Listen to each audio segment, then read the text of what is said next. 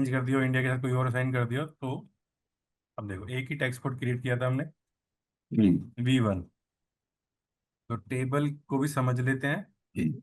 ये प्रोसीजर है, इसके अंदर आपने एक V1 क्रिएट किया। V का मतलब इनपुट टेक्स्ट क्रिएट किया। V का मतलब इनपुट। अब हम आज आउटपुट क्रिएट करेंगे, अब आगे देख लेते हैं और भी कुछ है मेरे पास। आगे यहाँ पे डिस्क्रिप्शन होता है। तो मेन यही होती हैं दो तीन चीज़ें। तो हम एक टेक्स्ट कोड क्रिएट करते हैं आउटपुट के लिए, इंडिया के लिए। आउटपुट के लिए सपोज A1 से स्टार्ट करते हैं। अब किसी ने A1 ऑलरेडी क्रिएट कर रखा है, अब इसको भी देखो समझो। इंडिया, A1, और ये वाला प्रोसीजर के अंदर A1 ऑलरेडी क्रिएट है, किसी ने क्रिएट कर रखा है।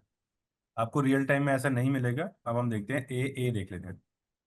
ए क्रिएट नहीं है तो ए अवेलेबल है। तो हम इसको ना ऐसे कर देते हैं, CGST SGST 99%। अब यहाँ पे ए लगा देंगे तो ये बन जाएगा आउटपुट का टेक्स्ट कोड।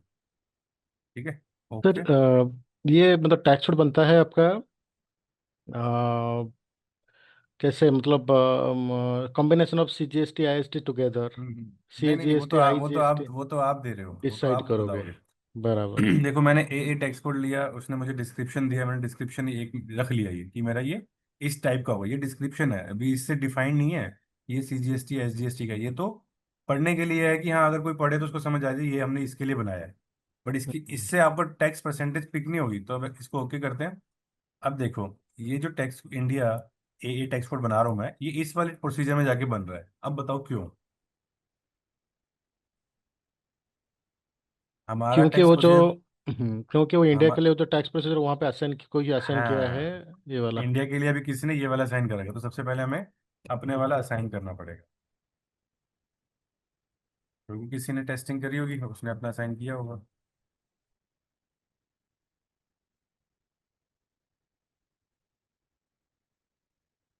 देखो यहाँ पे वही है ना, SKPI कर देते हैं हम अपना वापस।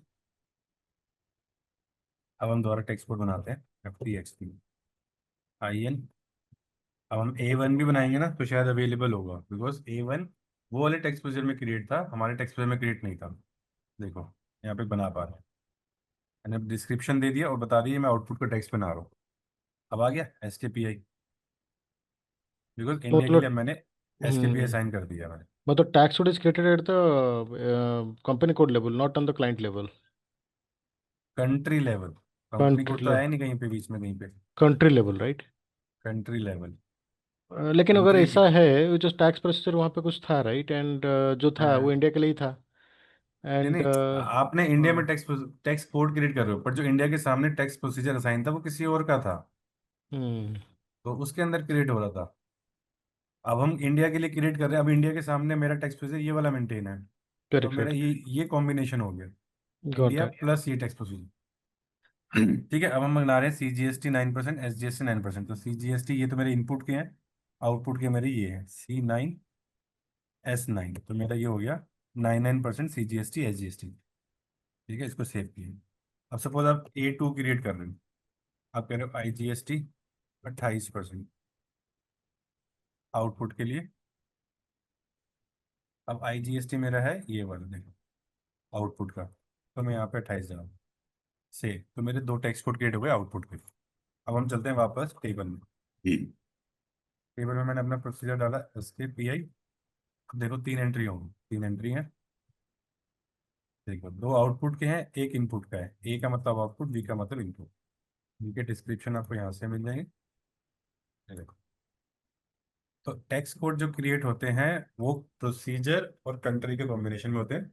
आप कंट्री डालते हैं, कंट्री के पीछे हमने टेक्स्ट प्रोसीजर असाइन किया होता है, तो वो बता देता है कि ये जो टेक्स्ट कोड है इस प्रोसीजर के लिए है। अगर कोई इंडिया के सामने कोई चेंज कर देगा तो मेरा टेक्स्ट कोड तो क्रिएट रहेगा इस प्रोसीजर के लिए, बट मैं यूज नहीं कर पाऊंगा जब तक मैं उसमें इंडिया में जाके अपना टेक्स्ट प्रोसीजर नहीं लगाता। ठीक है, अब आपके दो टेक्स्ट कोड क्रिएट हो गए। अब चलते हैं FB70 करने आउटपुट के एंड। SKPI। तो 16 SE16 आपका टेबल व्यू के लिए, और SM30 टेबल मेंटेन के लिए, अगर कुछ ऐड एस एम करना है थर्टी तो। एस एम थर्टी मेंटेन के लिए भी है, डिस्प्ले के लिए भी है। या डिस्प्ले मैं के लिए भी है। T07 करता हूँ यहाँ पे। कई बार क्या होता है, ये ना पूरा अगर यहाँ पे आपने नंबर डाला और वो बता रहा है कि एग्जिस्ट नहीं करती या व्यू सही नहीं है, तो आपको फाइंड मेंटेनेंस भी करना होता है। फिर उसके बाद आपको बता देता है। तो मेरे को यहाँ पे देखना है मेंटेन ये वाला, मतलब अभी तो कम कंफ्यूज कर रहा है, 3 टेबल आ गई हैं। मेंटेन टेक्स्ट कोड का ही होगा वैसे, तो यहाँ पे डिस्प्ले करो। अब आ गया टेक्स्ट प्रोसीजर। हम्म। तो यहाँ पे 3 दिखा दी, तो डिस्प्ले हो गया। अगर मेंटेन करना है तो यहाँ से। पर करेक्ट। कई टेबल मेंटेनेबल नहीं होंगी बाई चांस। अब देखो यहाँ पे डिस्क्रिप्शन चेंज कर सकते हैं, मैं टाइप लगा सकता हूँ, न्यू एंट्री कर सकता हूँ। Correct correct. बट ऐसे 16 में आप पहले व्यू कर सकते हो। SC16 और SC16N it is only for view. Got that. Please sir proceed. अब सॉरी सर, चलते कभी हैं कभी इस। आता है तो थोड़ा सवाल पूछ नहीं ले। नहीं नहीं, ये बाकियों के लिए भी अच्छा है, क्योंकि ये चीजें काम करते करते आती है। आप ट्रेनिंग में पूछ लेते हो तो आपको ओवरव्यू मिल जाता है कि क्या कैसे कैसे होता है। बिकॉज ये जो चीज है, अगर मैं आपको यहाँ पे करूँ कि 030 के एक टेबल कौन सी डालूं, एक टेबल डालता हूँ। एक्स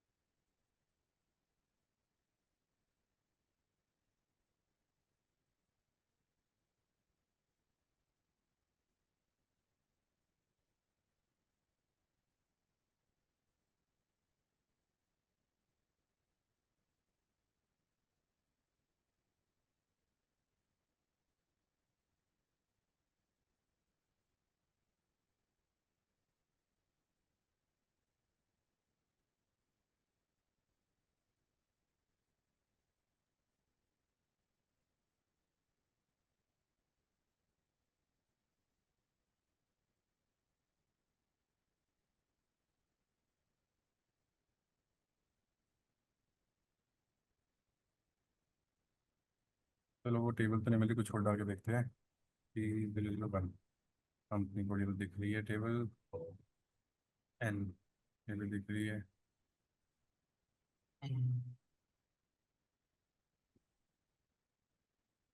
सपोज ये मैंने एक टेबल नंबर डाला, शायद ये है भी कि नहीं मुझे नहीं पता, मैंने ऐसे ही डाला है। अगर आपको यहाँ पे देखो नेम नहीं दिख रहा ना, तो आपको लगेगा ये है नहीं है। तो आपको फाइंड मेंटेनेंस करोगे तो वो एंटर करोगे तो बता देगा कि इसके कॉम्बिनेशन में और क्या क्या चीज़ें हैं, या इससे रिलेटेड और कौन कौन सी टेबल अवेलेबल है। तो फिर आपको डिसाइड करना है। जैसे अभी हमने यहाँ पे T07 डाली थी, उसने टेक्स्ट की तो बता दिया था। बट जब मैंने यहाँ पे फाइंड किया तो उसने बता दिया कि इसके कॉम्बिनेशन में ये और भी हैं। डेफर टेक्स्ट कोड की भी टेबल है, टेक्स्ट कोड एनहांसमेंट की भी है, मेंटेन टेक्स्ट कोड की भी। तो वो आपको यहाँ से क्लिक करके आता है। और अगर आप इस पे क्लिक करते हो और यहाँ से कस्टमाइजिंग पे जाते हो, तो वो आपको कस्टमाइजिंग पे भी ले जाता है कि कहाँ पे जाके इसकी कॉन्फ़िगरेशन देखो। इससे रिलेटेड कॉन्फ़िगरेशन ये सारे स्टेप की है। तो अब आपको डिसाइड करना है कि मेरी वाली कौन सी है। मेरे ख्याल से हमारी वाली ये वाली होगी।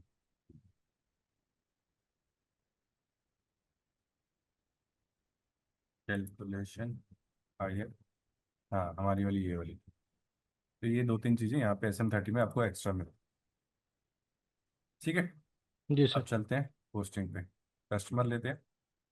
एक चीज पूछना चाहूंगा मैं। हाँ हाँ हाँ जहाँ पे अभी आपने आउटपुट टैक्स का जो बनाया था अभी इनपुट उसका 28%, जो हाँ उस वाली विंडो पे, तो हाँ। वहाँ पे अगर हमें मल्टीपल बनाने पड़ेंगे तो हमें मल्टीपल बनाने पड़ेंगे ना पहले वहाँ पे वो वही सीक्वेंस वगैरह करके।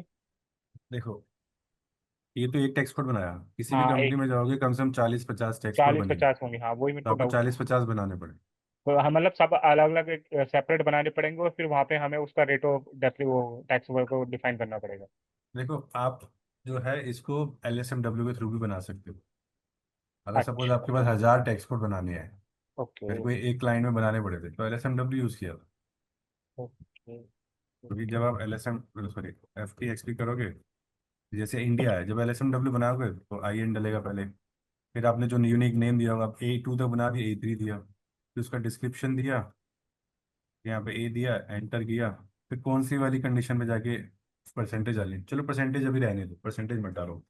पर आपको टेक्स्ट कोड सेव कर दो, ये आपका जो है A3 भी बन गया। ओके मैं ए समझ गया। ठीक है। पहले से हम लोग बनाना पड़ेगा। ठीक है सर, सब ठीक है। ठीक है, अब यहाँ पे टेस्टिंग कर रहे हैं। अभी मुझे बताओ, एक तो डीएल क्या है, DL number is missing. DL क्या है, डीएल? अच्छा, डीएल नंबर दे रखा है आपने इसके लिए, तो अब नहीं डीएल वो एपी, हाँ वो मिसिंग है। एस पी आई डीएल में जाते हैं। अच्छा नहीं, डॉक्यूमेंट टाइप के आर में लगता है, नहीं डीआर में। अच्छा, डीएल डॉक्यूमेंट टाइप का रखा है आपने। ओके, OBS 7, तो डी नो नो पहले। नो, ओबीएस उसके अंदर ही होगा। अच्छा हाँ, DR के अंदर जाके देखते हैं, ये डीएल का रखा है। ठीक है, हाँ, डीएल के लिए नंबर इन मेंशन करनी है, 25 के लिए, DL 25। अब यहाँ पे ढूंढना पड़ेगा, यहाँ से ढूंढ लेते हैं। एक नीचे आप ले लो, कॉपी करके ले लीजिए जो यूज नहीं हुआ है। हाँ नहीं, उसी के लिए मैं वो देख रहा हूँ कि अगर मुझे, एक सेकंड, डीएल में अगर मैं इसको दे दूँ सपोज 100 तक ही दे, 1 से 100 दे दी मैंने। ठीक है, क्योंकि इतने तो वैसे ही क्वेश्चन हम करेंगे नहीं। FB 7,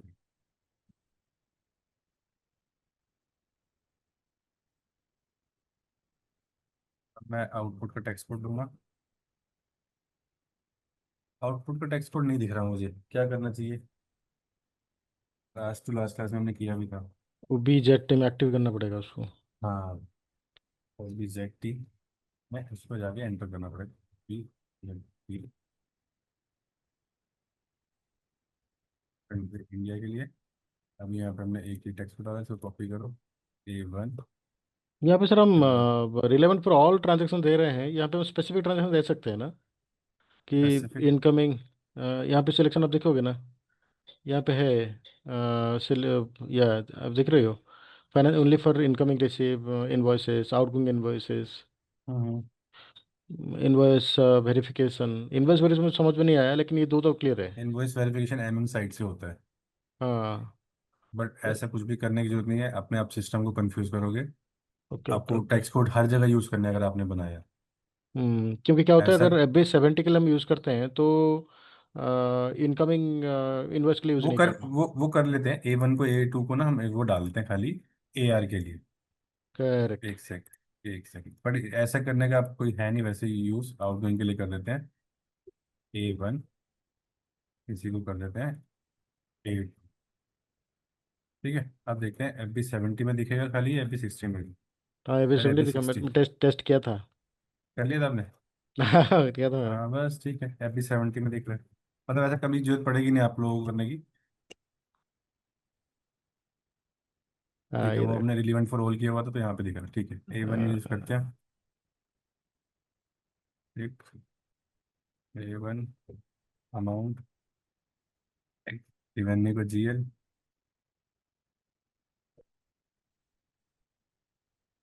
प्रोडक्ट सेल्स रेवेन्यू, यहाँ पे अमाउंट, एडेड टैक्स आ रहा है कि मैंडेटरी है शायद, इसको एंटर कर देते हैं। बेसिक डेटा में वापस आते हैं, अब सिमुलेट करते हैं। अब ये 9% का है, तो 2 लाइन आइटम आनी चाहिए हमारे पास। Feed is unknown, condition access pricing. अब देखो, इसके अंदर हमने कंडीशन के अंदर MWST लगा रखी होगी, तो वहाँ पे उसके चक्कर में इश्यू आ रहा है, तो प्राइसिंग वाला MWST। एक काम करें तो करें, पहले हमने GL बनाया, आउटपुट के शायद नहीं बनाया, उनको भी बनाते हैं। बनाए थे शायद। इनपुट का बनाया था कल।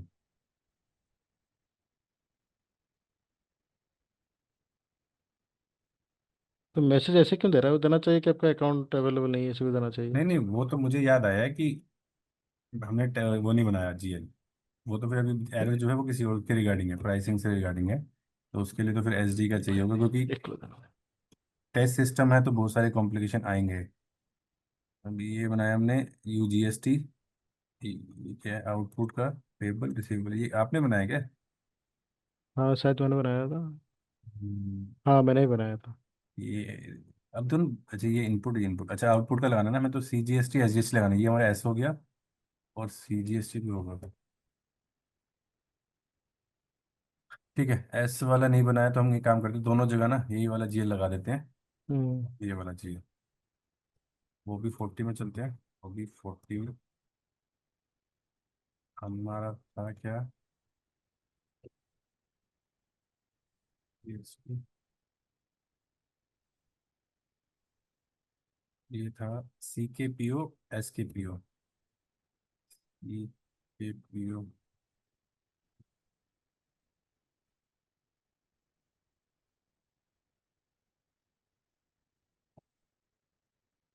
ऐसे अकाउंट की तो ये A R C A R S A R C. जिसका पोजीशन वाला की देना चाहिए था उनको। हम्म, यहाँ पे हमने ये वाला लगा रखा है जी एल। ठीक है कोई नहीं। और ए आर एस में भी जाके देख लें कुछ लगा हुआ। ठीक है ये भी लगा हुआ। अच्छा अब देखते हैं वो एरर ठीक होता है तो हमसे। अभी 70 में जाते हैं।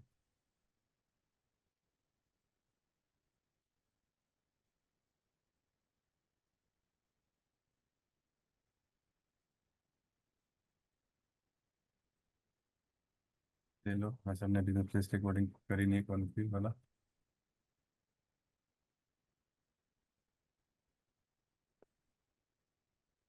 अब सिमुलेट कर रहे हैं। अब इसमें ये आ रहा है ये वाला, इसको अब देखते हैं कि है क्या ये। तो लॉन्ग जो क्वेश्चन मार्क में डालिए। कल तो मैं टेक्स्ट। एक एंट्री कर रहा था, सिमुलेट कर रहा था, वो तो आ रहा था। आपने आउटपुट और टेक्स्ट बनाया नहीं अभी तक, इनपुट क्या कर रहे होगे। हाँ, इनपुट क्या कर रहा था। Trade is known for condition access pricing तो है। जैसे when pricing तो is not correctly configured। देखो अब जो हमने कॉन्फ़िगरेशन करी है वो फिर प्राइसिंग की भी कॉन्फ़िगरेशन करेक्टली होनी चाहिए। अभी प्राइसिंग की तो कॉन्फ़िगरेशन है ही नहीं हमारे पास। हम्म। देखते हैं किसी और तरीके से इसको ठीक करके एक सेकंड। सीक्वेंस का कुछ एन डब्ल्यू एस टी हटा देते हैं अगर हम या तो।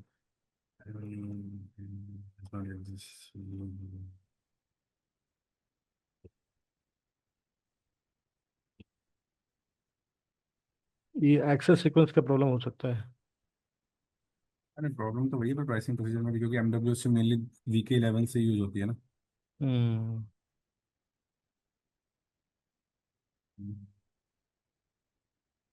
कंडीशन सीपीयू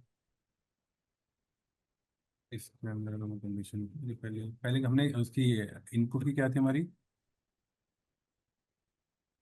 सिक्के पे मतलब सिक्के पी आई कुछ रहेगा। एस पी आई इनपुट की एमडब्ल्यू ठीक है।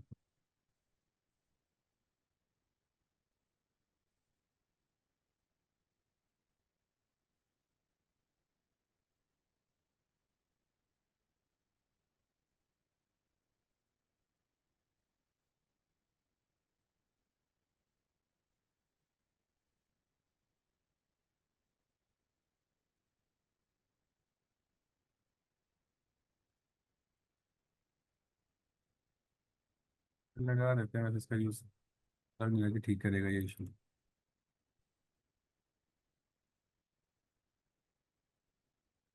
सारा आउटपुट के लिए लगाओगे। नहीं नहीं अभी एक ही दो के लिए लगाएंगे जिसके लिए हम पोस्टिंग कर रहे हैं अभी।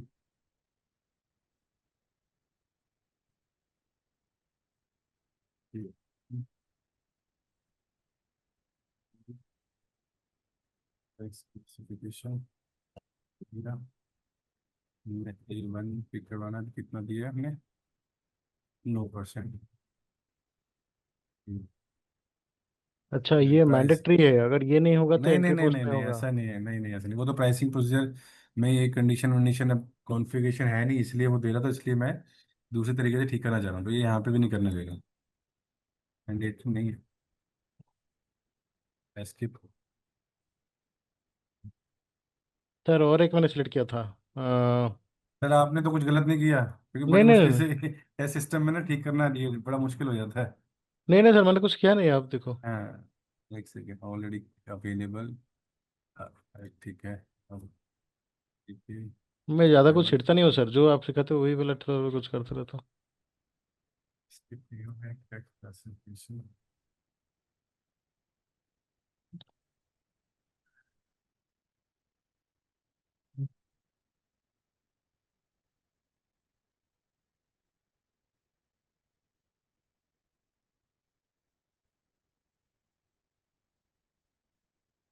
नहीं, ये FB70 के लिए मैं SD के लिए ही चाहिए होगा। Check the setting directory and access sequence pricing. Pricing में जाके ये ठीक होगा, प्राइसिंग वाला मुझे आइडिया नहीं, क्योंकि देखो जहाँ पे ये मैसेज V से स्टार्ट हो गया ना, इसका हम्म मतलब ये उसका है सेल्स एंड डिस्ट्रीब्यूशन का। M से स्टार्ट हो रहा है तो इसका मतलब ये परचेज वालों का है। F से स्टार्ट होता है ज़्यादातर, तो वो फाइनेंस वालों का होता है। ये भी एक चेक करने का तरीका है। तो अभी देखो FB70 तो आप लोग कर नहीं पा रहे हैं। FB60 भी कर पा रहे नहीं कर पा रहे क्योंकि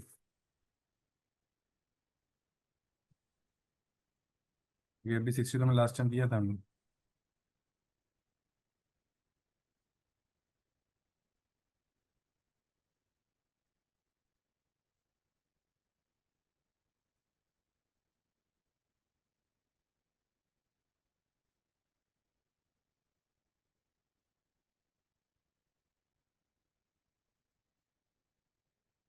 सर आपने कुछ छेड़ा है। मैं सर क्या अब तो छेड़ा FB60 सकता भी नहीं हो हूँ? रहा, क्योंकि FB60 तो हमने बल्कि पोस्ट किया हुआ है। अगर आप देखोगे मैं क्या FB छेड़ूंगा, क्योंकि आपका जो टैक्स कोई नहीं, कोई प्रोसीजर नहीं, है ना। ठीक। नहीं नहीं, ठीक करना पड़ेगा, कुछ भी है देखो, हो सकता है कुछ टिक हो गया हो या कुछ नहीं, एक बार देखना पड़ेगा। ये देखो हमने FB70 में ये पोस्टिंग करी थी, 60 में। CGST SGST इनपुट की तो पोस्टिंग करी भी थी हमने लास्ट टाइम। हम्म और अब वो FB60 भी नहीं करने दे रहा। पहले देखते नॉर्मल नॉर्मल में तो ऐसे इशू आएगा ना, विदाउट टैक्स कोड। जो MWST टैक्स कोड के लिए होती है, विदाउट टैक्स कोड करके देखते हैं।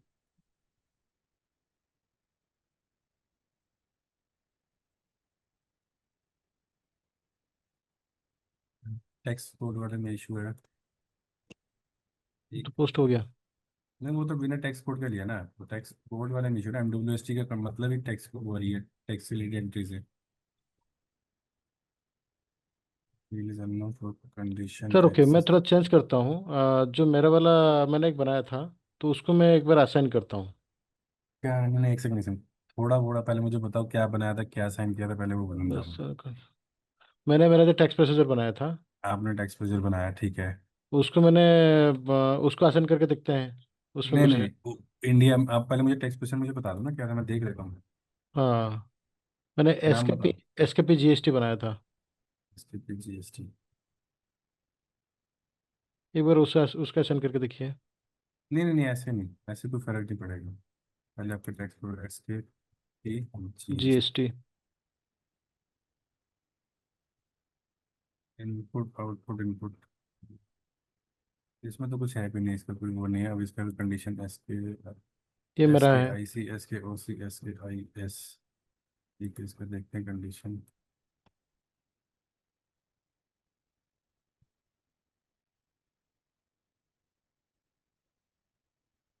नहीं यार, नहीं सेम ही आएगा, आपका भी सेम इशू आएगा। WST है जो।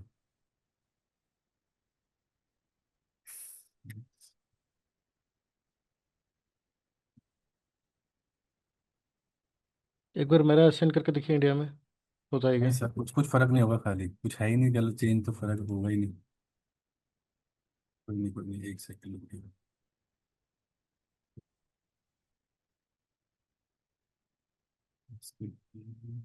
CK।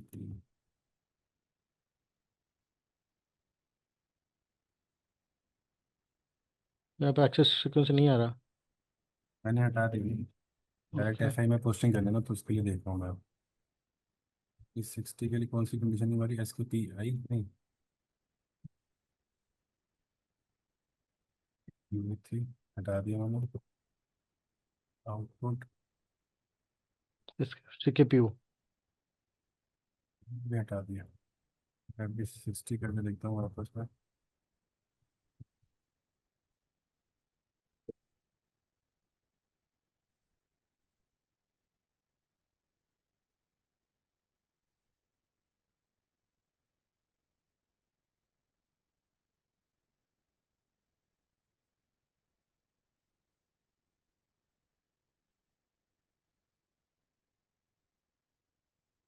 हाँ, इस तरह से इसका एक्सेस सीक्वेंस नहीं, इस टेक्स्ट को एक्सेस सीक्वेंस डालनी पड़ेगी वापस। एक सेकंड। अब क्या है कि एस पी आर ओ जो, ये एस पी कह रहा हूँ, ये M W S T access sequence जो है, सभी वही यूज़ कर रहे हैं टेस्ट सिस्टम में। हम्म।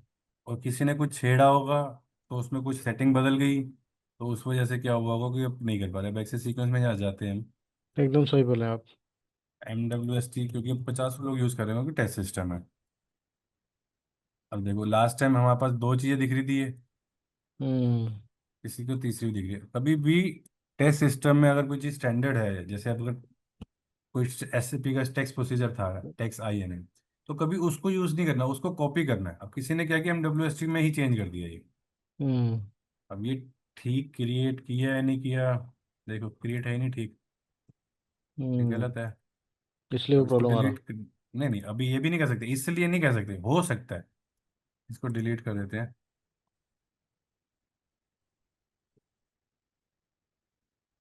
तभी ये रैपर के साथ बनता है ये वाला।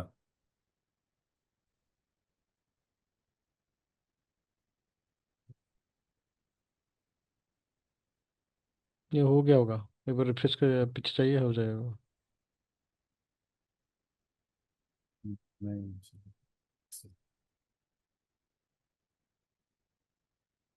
कभी कभी तो आसान है नहीं कई चीजें छेड़ना।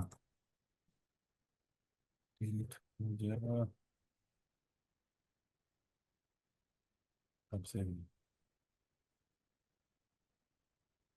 ठीक। अब वापस अपना M W S T condition लगा, एक्सेस सीक्वेंस लगाते हैं कंडीशंस में, एस के पी आई में लगाते हैं पहले। मुझे लगता है कि इसकी वजह से हुआ होगा, क्योंकि वहाँ पे।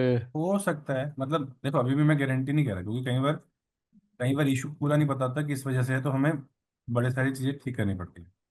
वो मुझे लगा कि शायद उस वजह से है, तो हम उसको ठीक कर दिया हमने। अब देखते हैं, अगर नहीं होगा तो फिर और फिर कोई देखना पड़ेगा। पोस्टिंग हो गई, उसी की वजह से था। ठीक है, अब अभी हम्म। 70 भी कर लेते हैं। हम्म। अब जिसने लगाया पहले, वो सबसे पहली चीज वो देखनी चाहिए कि वो पूरा ठीक क्रिएट हुआ है कि नहीं हुआ। मुझे वहां पे एरर दिख रहे हैं, तो उस एरर को तो रिजोल्व करो। उसकी वजह से क्या हुआ कि सारी जो कंडीशन है जिनके अंदर हमने एम डब्ल्यू एस टी लगा रखी है, वो सारी खराब हो गई। वो हो गया एस के पी। एक और था ना, सी था क्या था, ये तो आप लोग आपका सी के पी, सी के पी।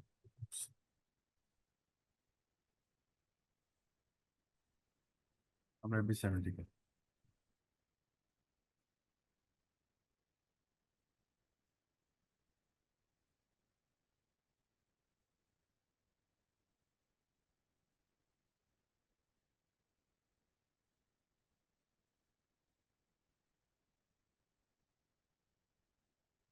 ये भी हो जाएगा।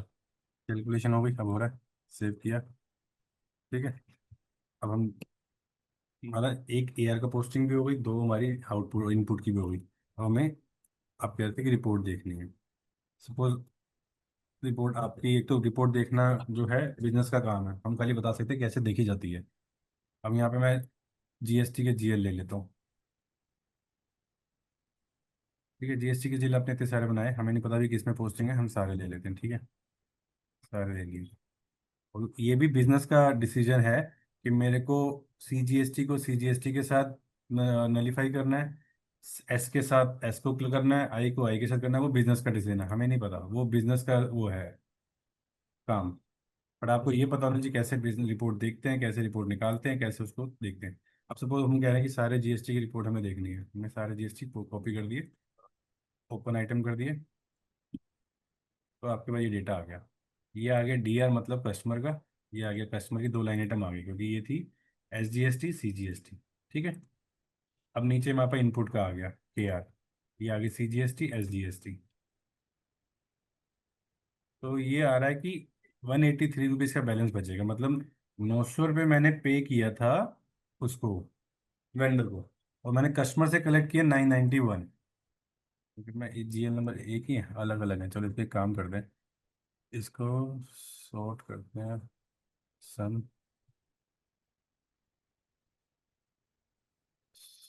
सम इसके बेस पे फिर बेस पे सब लोग कर दो।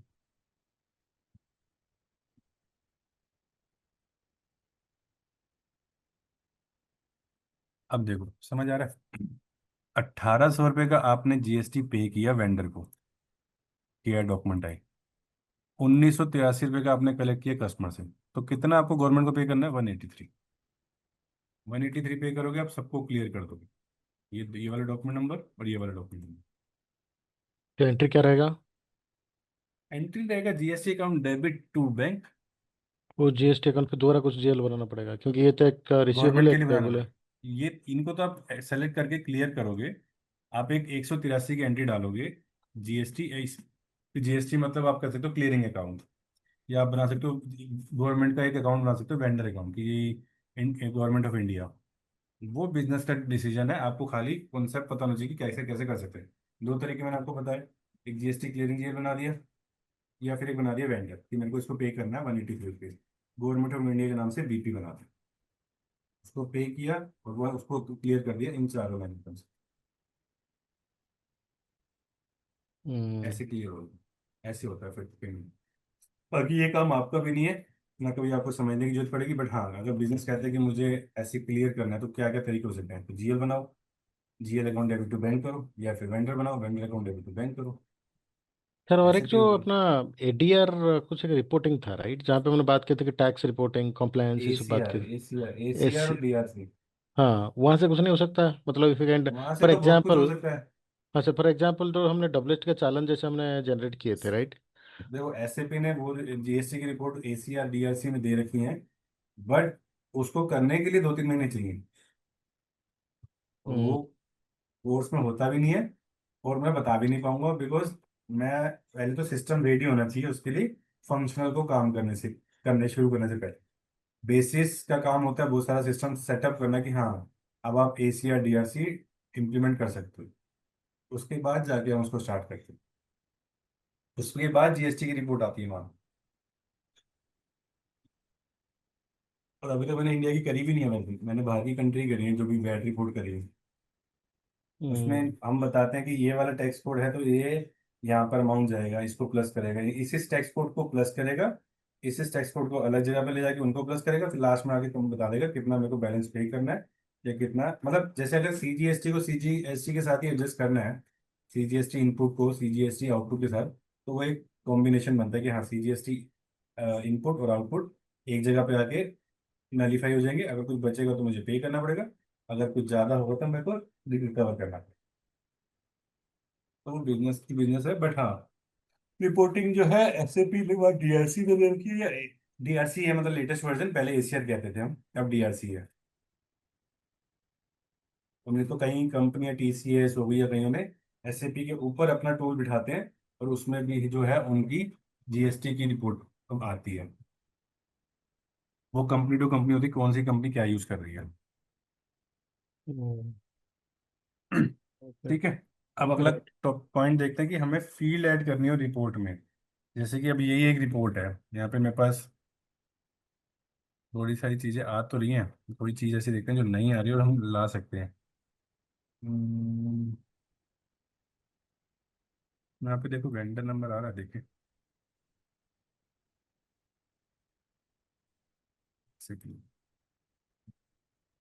फील्ड वन नहीं ला के देखते हैं, या इसमें तो हो गई है शायद।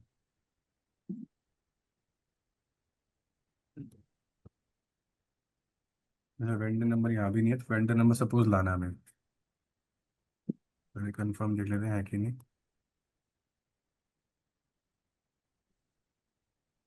या सप्लाई नंबर के नाम से ना हो। नहीं है, नहीं है। नीचे है sir, I think it is sorted already. वही देखिए। नहीं है, सप्लाई नहीं है। सप्लाई नहीं है, वेंडर नंबर से भी नहीं, सप्लायर से भी नहीं, यहाँ पे भी देख लेते हैं, यहाँ पे भी नहीं है। अब सपोज आपको FBL 1N में एक फील्ड ऐड करनी है, वेंडर नंबर या सप्लायर नंबर। सबसे पहले मैं इस डॉक्यूमेंट को कॉपी करता हूँ आपको समझाने के लिए। मैं गया टेबल में, बी के SC16 में गया, बी सेग में गया, यहाँ पे मैंने डॉक्यूमेंट नंबर डाला और इसको कॉपी कर एग्जीक्यूट कर दी थी।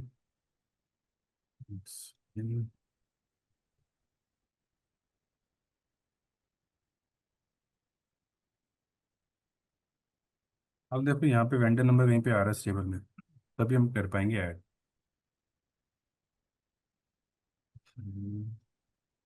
जनरल कहाँ पे भी नहीं आता है सर, वो आएगा ही नहीं नहीं। सर, ऐसे नहीं करते ये। आ रहा है क्या? इतनी हाँ इतनी जल्दी डिसीजन मत लो, ऐसे भी नहीं सही बात है किसी सर। किसी चीज़ पे भी। अब ये सप्लायर नंबर आ रहा है, अब इसकी फील्ड देखते हैं क्या है।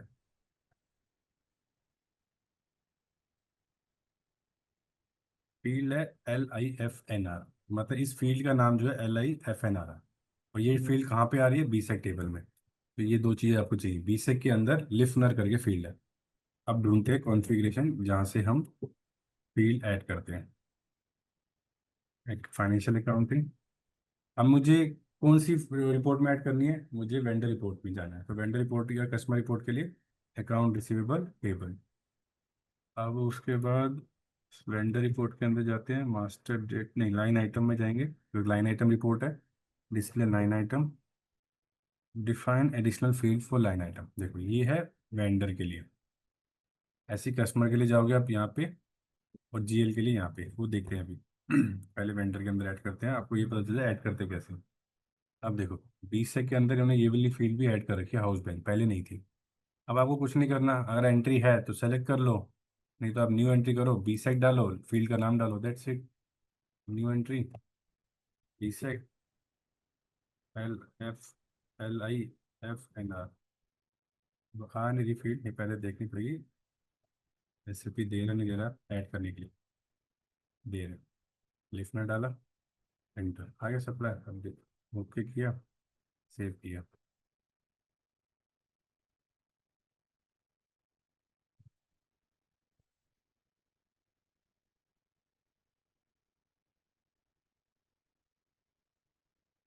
अब ये कोई TR में कुछ, ये प्रोग्राम या रिपोर्ट है लॉक हुई हुई है, देखते हैं ऐड हुई है कि नहीं तो इसमें फिर हमें वेपर की हेल्प नहीं हुई। अब बिल 1N में गए, एग्जीक्यूट किया। अब देखो ये पहली बार चल रही है report after adding the field, तभी इसने नीचे बहुत सारी चीज़ें चलाई हैं, प्रोग्राम चलाए हैं। अब देखते हैं सप्लायर।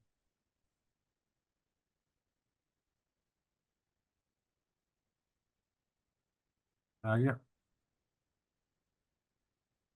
पहले आ रहा था।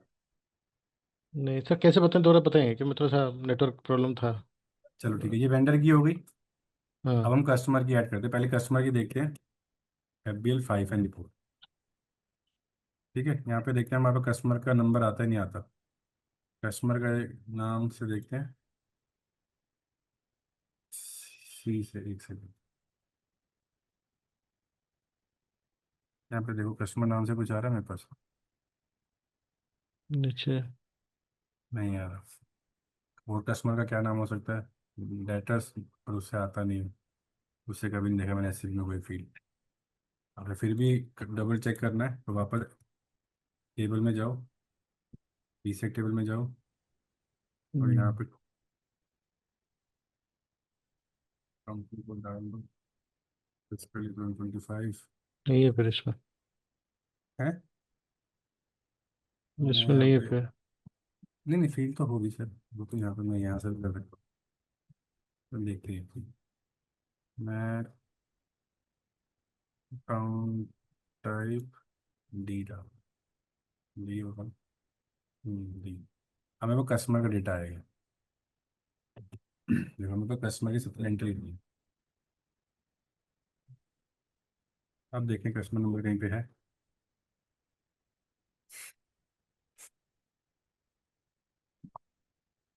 ये रहा कस्टमर नंबर। अब कस्टमर की फील्ड देखते हैं क्या नाम से है, कुन्नर, KUNNR। तो 20 के अंदर कुन्नर फील्ड जो है वो मेरी कस्टमर की फील्ड है। अब चलते हैं कॉन्फ़िगरेशन पे। ठीक है, अब जब मुझे कस्टमर की फील्ड ऐड करनी है तो financial accounting, account receivable, customer account, line item, display line item, define additional field for line item display. आप इससे की लाइन से ही समझ जाओगे define additional field for line item display. Line item display report क्या होती है हमारी? VL 1 एंड 3 एंड 5 है। और उसने यहाँ पे देखो हमने लिखनर ऐड किया था, अब हमें कुन्नर ऐड करना है। इसको कॉपी कर लो, यहाँ पे कुन्नर डाल दो, कस्टमर नंबर हो गया, आप सेव करो।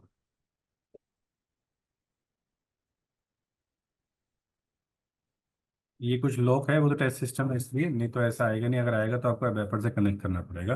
ये कुछ लॉक आ रहा है। अब देखते हैं हमारी इस वाली रिपोर्ट में, अभी तक तो नहीं आ रहा था। अब मैं बाहर से दोबारा रन करता हूँ। VL 5 है, देखो नीचे से कुछ प्रोग्राम चलाए हैं। अब मैं देखता हूँ कस्टमर नंबर की फील्ड आ रही है।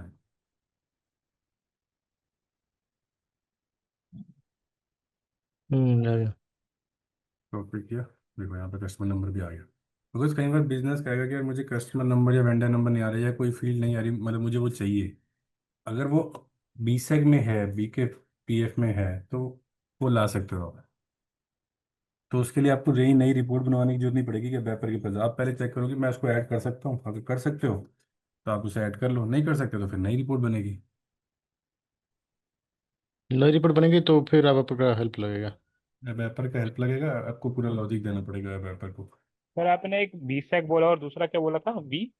BKPF। BKPF हेडर के लिए, बेसिक लाइन हम्म आइटम के लिए। हम्म। जैसे BKPF की कमी फील्ड ऐसी होती है, एक बार दिखाते हैं हम। जैसे कि यहाँ पे चलते हैं, न्यू एंट्री करते हैं। देखो यहाँ पे किसी ने BKPF की general ledger business transaction group add कर रखी है, BKPF की। वैसे सपोज हम BKPF करते हैं, BKPF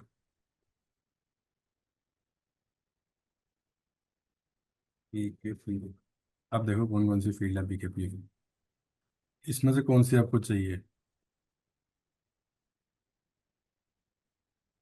तो आप इसमें से समझ लो ग्रुप करेंसी डालना चाहते हो, लेजर ग्रुप डालना चाहते हो, इंटरेस्ट फॉर्मूला डालना चाहते हो, लोकल करेंसी डालना चाहते हो, जो नहीं होंगी, IBAN नंबर डालना चाहते हो, रीजन डालना चाहते हो, तो वो यहाँ से आ सकते हैं। बट BSEC की ज़्यादा जरूरत पड़ती है, BKPF की बहुत ही कम फील्ड होती है जो जरूरत पड़ती है। बिल्कुल यहाँ पे अगर देखोगे तो आपको भी नाम ऐसे ही लग रहे हैं जो शायद यूज़ भी नहीं होंगे। यूज़र नेम हो सकता है कि यूज़र नेम भी चाहिए मुझे। अभी हम देख लेते हैं, यूज़र नेम है हमारे पास। यू नाम से है,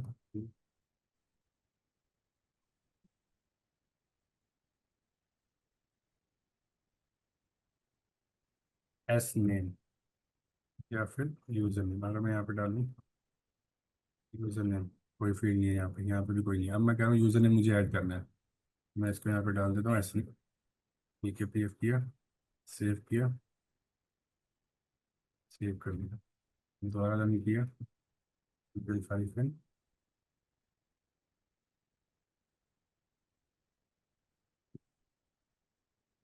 देखते हैं यूज़र नेम की फील्ड आई नहीं है।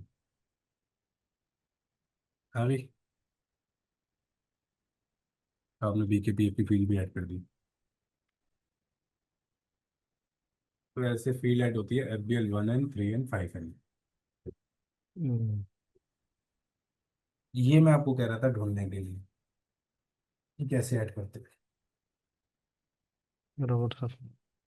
ठीक है, क्लियर है। फिर सर। Yes sir.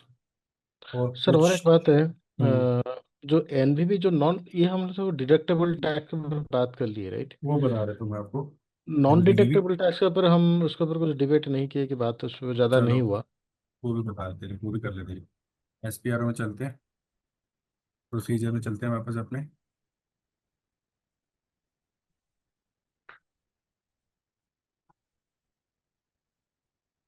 प्रोसीजर, हमारा प्रोसीजर था SKPI। इसके अंदर गए हम।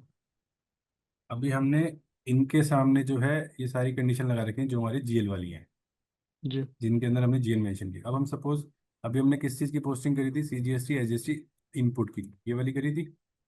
इनके जी। आगे मैं NVV लगा रहा हूँ। अभी आपकी लाइन आइटम अलग अलग आई थी जब आपने पोस्टिंग करी थी, टैक्स की लाइन हम्म। आइटम आई थी। अब मैं NVV लगा रहा हूँ।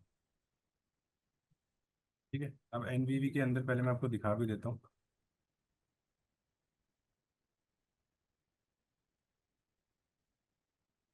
एनवीवी की कंडीशन, ये एससीपी गिवन कंडीशन है, ये मेरी इनपुट के लिए होती है, आउटपुट के लिए नहीं होती, सबसे पहली बात।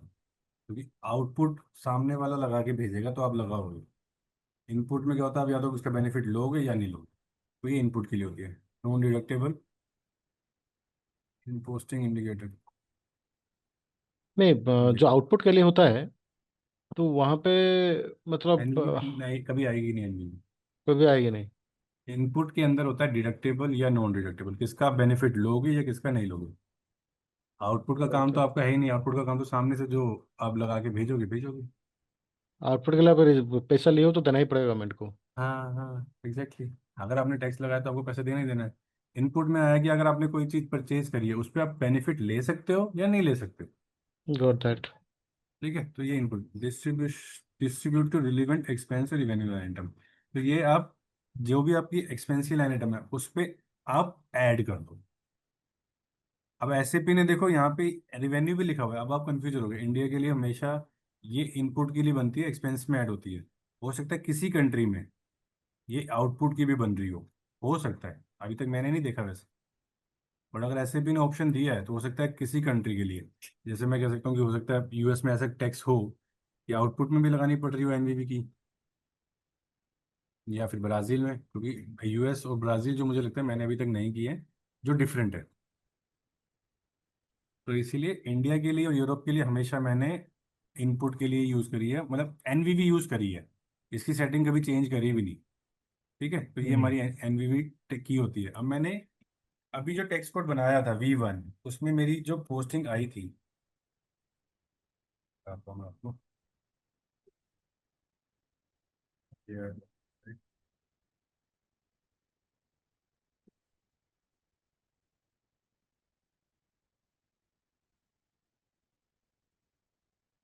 Document type and entry date today's date execute. ये मैंने केयर का डॉक्यूमेंट पोस्ट किया आज। ये विदाउट टेक्स्ट कोड है, ये भी विदाउट टेक्स्ट कोड है। मैंने कब किया था एक पीछे। नहीं, डी आर डालिए। आई थिंक हमने अभी 70 में पोस्ट किया था। सर बट मैं आपको समझाता अभी 60 रहा हूँ, तो मैं डीआर में जाऊँगा ही नहीं। हाँ बराबर। यहाँ पे आपकी अलग अलग लाइन आइटम आ रही है बराबर। टैक्स की। अब आपका टैक्स कोड क्या है यहाँ पे, V1। अब V1 के बराबर। सामने जो अकाउंट की लगी हुई थी, जो भी लगी हुई थी, ARS ARC लगी हुई थी, अब हमने उसको हटा के कर दिया NDV। ठीक है, हम्म। अब मैं अभी 60 दोबारा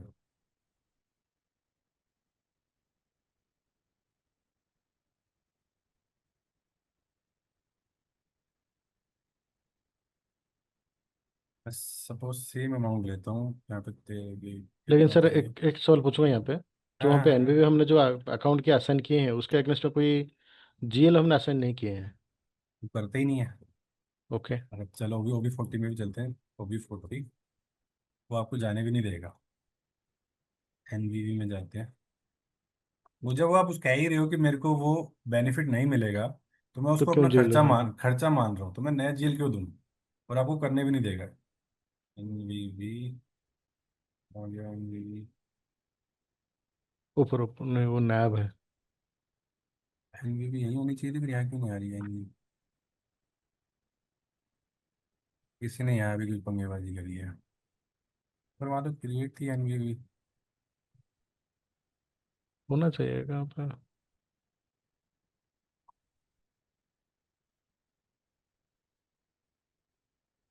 ये बड़ा मुश्किल है, यहाँ पे एक सर्च आइटम देना चाहिए था हमको।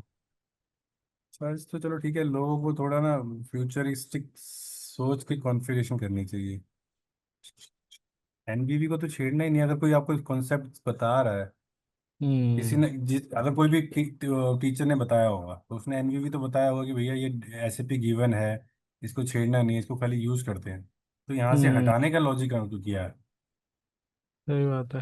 वो देखिए, मेरे नॉन डिडक्टेबल इनपुट टैक्स जो है ना उसको कोई एनएवी कर दिया है, उसके एनबीवी आप कर दीजिए यहाँ पे। पता नहीं, ये नहीं यहाँ पे ग्रे अरे आउट वो। है ही नहीं, मैं कर ही नहीं सकता कुछ। अब हम्म। मेरे पास वहां पे तो क्रिएट आ रही थी जहाँ पे हमने अभी चेक किया था। तो फिर अगर ग्रे आउट यहाँ पे है तो फिर हम कोई चेंज नहीं कर सकते ना वहाँ पे। चेंज नहीं कर सकते, ऐड कर सकते हैं ना, हम डिलीट कर सकते हैं, ऐड कर सकते हैं। बराबर। फिर हमने चेक किया एनवीवी, ये वाली। जहाँ से चेंज किया था वहां से तो चेंज कर सकते हैं, जिसने चेंज किया था उस जगह से तो चेंज कर सकते मतलब मेरे को यहाँ पे लानी है, मैं कैसे लाऊं? हैं। ऐड नहीं कर सकते, एनवी बोल के से लाइन ऐड नहीं कर सकते। ऐड क्रिएट ए तो न्यू। यहाँ पे ऐड, सर यहाँ पे ऐड करने से वहाँ पे आती है। यहाँ पे जो भी आपकी कंडीशन आपकी ARC आई थी वो आपने यहाँ ऐड करी थी। ये कौन सा स्क्रीन है सर? ये OB40 की स्क्रीन है जहाँ पे हम GL डालते हैं। ये जो मेरी ARC जो आपकी कंडीशन है, ये वाली ARC ये आपने यहाँ पे ऐड करी थी।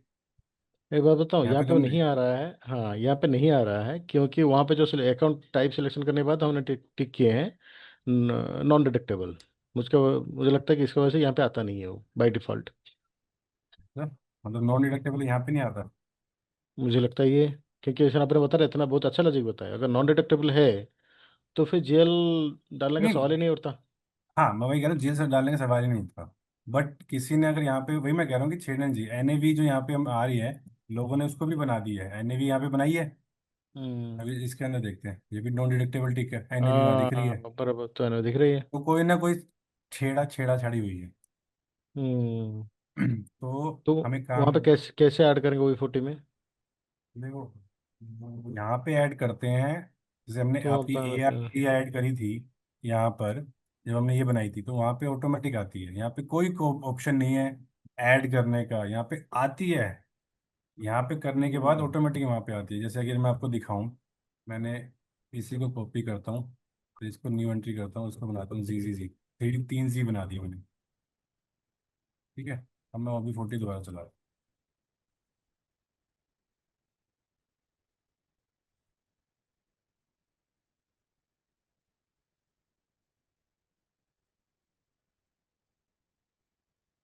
Can not be display detail still being process. अच्छा, अभी हमने कोई ऐड करेगी, वो चल रहा होगा प्रोसेसिंग।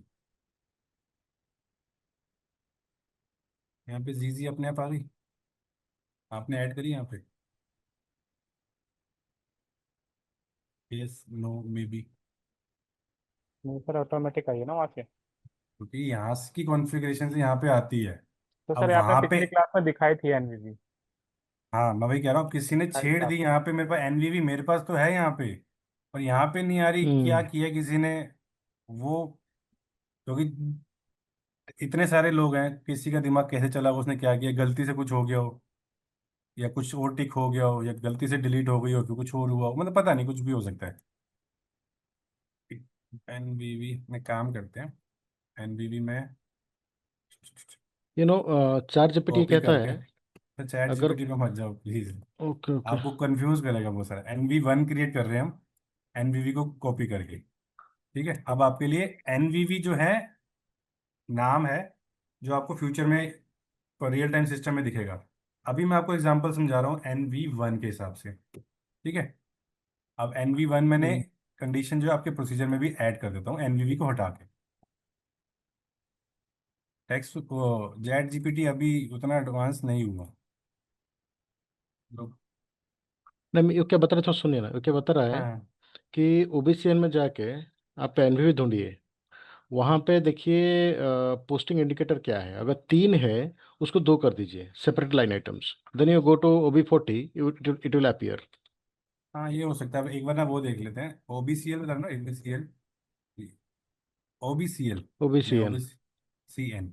OBCN, इस, OBCN, हाँ हाँ। हाँ, एक जो सेकंड यहाँ पे हम, आ गए। पहले NAV का देखते हैं जो दिख रही है।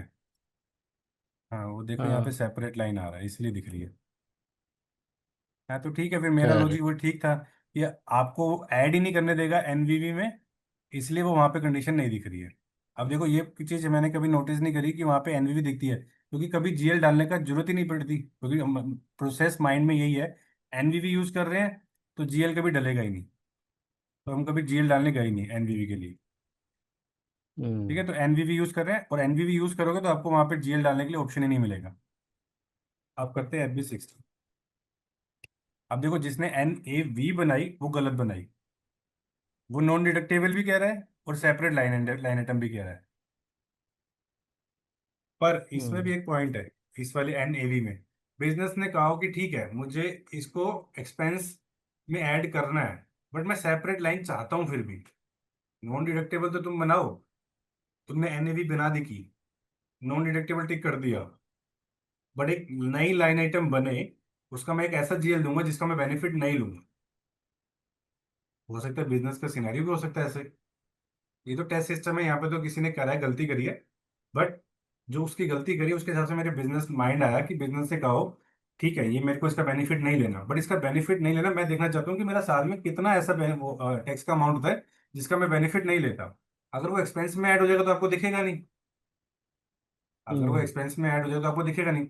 वो कह रहा है मैं आपको एक ऐसा जीएल दे देता हूँ नॉन डिडक्टेबल इनपुट का, आप एनएवी में जाके वो जीएल डाल दो कि जब भी मैं एनएवी टैक्स कोड वो वाला यूज करूँ जिसमें मेरे को बेनिफिट नहीं मिलना, उसकी सेपरेट लाइन बनेगी, बट मैं उसका बेनिफिट नहीं लूंगा, नहीं मिलेगा मुझे। हो सकता है सही वो बात है। रिपोर्टिंग के लिए चाहता हो। तो एनएवी में ये हमें पता चला कि बिजनेस चाहता है माइट बी कि मैं बेनिफिट तो नहीं ले पाऊंगा क्योंकि मेरे को वो नॉन डिडक्टेबल है, बट मैं एक्सपेंस में ऐड करने की जगह मैं उसका अलग रिपोर्टिंग देखना चाहता हूँ। मैं पे तो वेंडर को कंप्लीट दूंगा, मतलब टैक्स प्लस एक्सपेंस अमाउंट दूंगा, बट मैं उसका बेनिफिट नहीं लूंगा, बट मैं उसको अलग जीएल में देखना चाहता हूँ। तो अभी हम एनएवी भी करेंगे। ठीक है, अभी अभी अभी हमने एनवीवी किया जिसमें सेपरेट लाइन नहीं बनेगी। ठीक है, 12,000 की पोस्टिंग कर रहे हैं।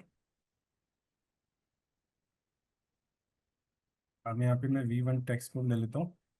पहले लाइन आइटम नहीं जनरेट करा था, अब एक्सपेंस की लाइन आइटम में ऐड कर देगा, बिकॉज एनवीवी हमने प्रोसीजर के अंदर ऐड कर दी।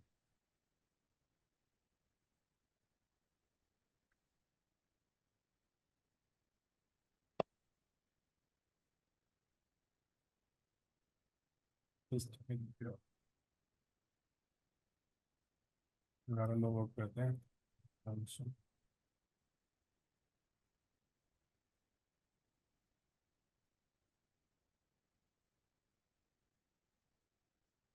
देखना आपकी साइड चल रहा है सिस्टम। मैं लॉगिन करता हूँ। ओके। हाँ, नहीं सर, नहीं चल रहा है। सेम मैसेजेस का मैं। हाँ, अभी अभी अभी देखते चलना हैं। शुरू हुआ। हाँ।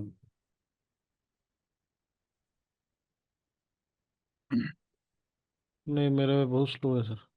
कोई नहीं, इधर चल गया। 60 करते हैं वापस।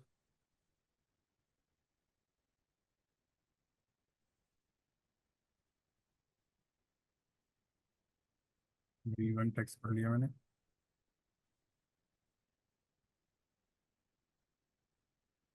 ठीक है, मैं सिमुलेट कर रहा हूँ।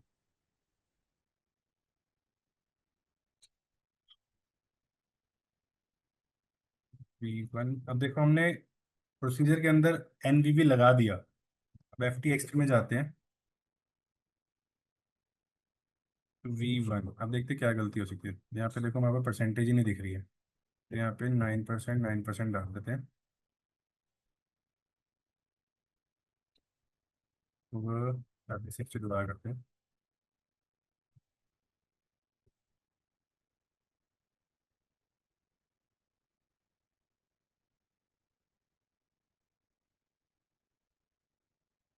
सिमुलेट करते हैं। अभी आपका जी टैक्स की लाइन आइटम बनी है? नहीं। नहीं, नहीं बनी, तो मैं इसको पोस्ट कर देता हूँ। हमने टैक्स कोड तो लिया है ना V1, हमने V1 टैक्स कोड वो तो लिया बनेगा है। नहीं। ये बनेगा नहीं देखो, क्योंकि इसका लिस्ट में कोई देखो जीएल देखो ऐसा नहीं हुआ है। क्योंकि वो सेपरेट लाइन नहीं के लिए हमने कॉन्फ़िगर की है। अब देखो ये मेरा टैक्स अमाउंट है, ये मेरा बेस अमाउंट है V1 के हिसाब से 99%, बट बिकॉज ये मेरा नॉन डिडक्टेबल की एनवीवी वो की लगी हुई थी मेरे प्रोसीजर में, तो इसलिए उसने सेपरेट लाइन नहीं बनाई। ये हो गया नॉन डिडक्टेबल सिनेरियो। अब बिजनेस कहता है कि ठीक है ये मेरा नॉन डिडक्टेबल सिनेरियो मेरे को ओके है, बट मैं आपको एक नया जीएल दूंगा जो मेरा नॉन डिडक्टेबल का है, तो जितना भी अमाउंट आ रहा है वो मेरे नॉन डिडक्टेबल के हम उसमें चला जाए। ये भी ऐसे है ना, 915, 915, ये 1800 रुपये, 1900 रुपये मेरे नॉन डिडक्टेबल के जेल में चला जाए, ताकि मैं साल के एंड में देख पाऊँ कि कितना खर्चा मैं ऐसे करूँ जिसका मैं टैक्स ले ही नहीं सकता। हो सकता है उसके हिसाब से कुछ प्लानिंग करनी हो उनको।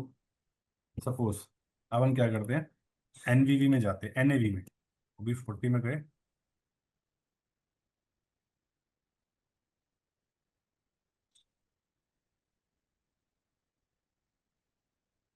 एनएवी में गए, एसकेपीआई में गए। नहीं सर, I think हम कुछ गलत कर रहे हैं वहाँ पे, लेकिन हमने जाके एनबीवी सिलेक्ट किए हैं अकाउंट की में।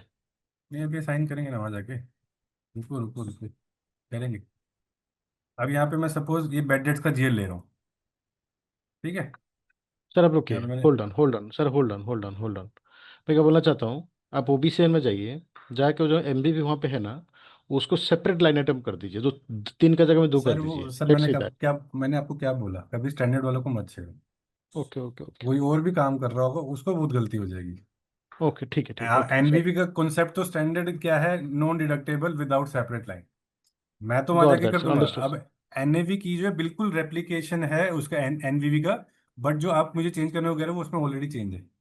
ठीक है, परफेक्ट सर, मैं सोच ठीक रहा था है, कि अगर यहाँ पे आता है कि नहीं तो टेस्ट करने के लिए, अंडरस्टूड सर, तो नहीं सॉरी। नहीं आ जाएगा, वो आ जाएगा सर, बिल्कुल सेम है, उसमें कोई वो नहीं। अब एनवीवी मैं चेंज तो कर दूंगा तो मेरे को वापस चेक करनी पड़ेगी, और अगर इसी टाइम पे कोई बंदा टेस्टिंग करोगा तो वो कंफ्यूज हो जाएगा। हाँ बस सही है। ठीक है, sure sir, NAV, sure sure अब श्योर। एनएवी में हमने जीएल लगा दिया, अब हम टेक्स्ट प्रोसीजर के अंदर एनएवी लगाते हैं। जो टेस्ट सिस्टम बहुत सारे लोग यूज कर रहे हैं जहाँ पे कॉन्फ़िगरेशन सबके लिए सेम हो जाती है ना, तो वहाँ पे टेस्टिंग हाँ करवाना बड़ा मुश्किल हो जाता है। बस और सही ये है। इंडिया के लिए है तो ये देखो इतने सारे टेक्स्ट प्रोसीजर बने हुए हैं, कितने लोग टेस्टिंग कर रहे हैं। 117 प्रोसीजर हम्म। बने हुए हैं। 117 प्रोसीजर है, इसका मतलब समझो अगर एसकेपीआई हमने बनाया है तो 4 बंदे हम हैं। 117 प्रोसीजर को इंटू 4 भी करो, 2 भी करोगे तो 300-400 लोग टेस्टिंग कर रहे होंगे। बराबर। तो इसलिए ठीक है, यहाँ पे गए, अब इसको एनवीवी को हटा के हमने यहाँ पे एनएवी कर दिया। एनएवी, अब हम द्वारा एबी60 करते हैं, पहले द्वारा टेक्स्ट कोड देख लेते हैं हम।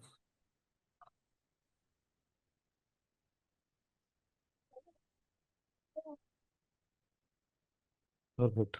करते हैं,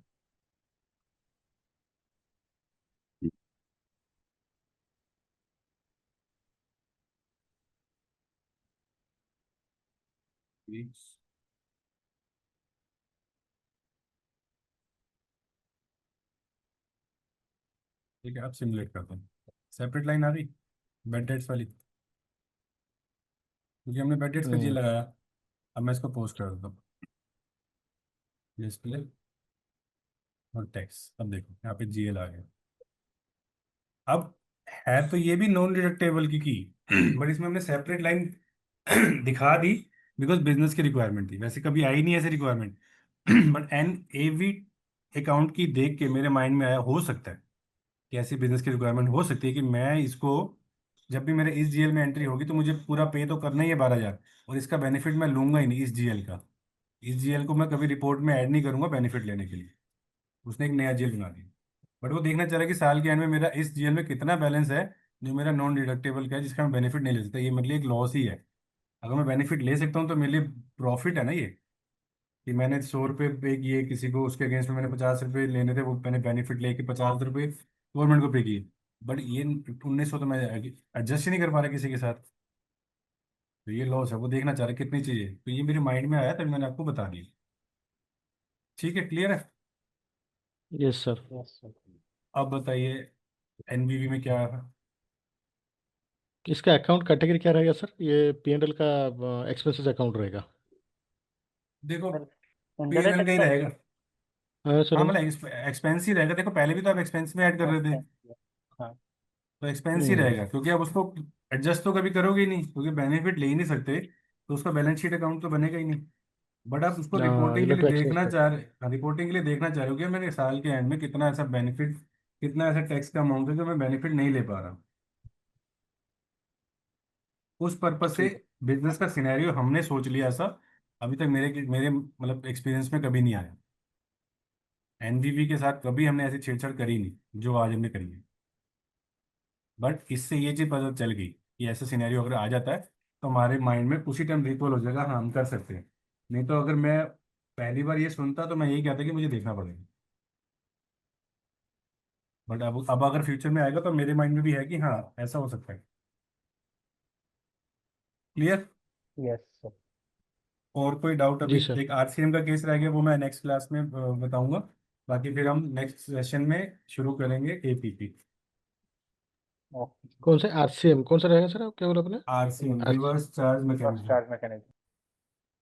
उसमें क्या होता है कि आप सपोज आप लॉयर हो, मैं आपसे कोई सर्विस ले रहा हूँ लॉयर की, आप तो जीएसटी रजिस्टर्ड हो नहीं, तो जी मुझे उसमें आरसीएम लगाना पड़ेगा कि मुझे इसका बेनिफिट लेना है या नहीं लेना, वो आरसीएम का सिनेरियो होता है, तो वो अगली क्लास में समझेंगे। Reverse start and reverse charge charge. Mechanism. Reverse charge हाँ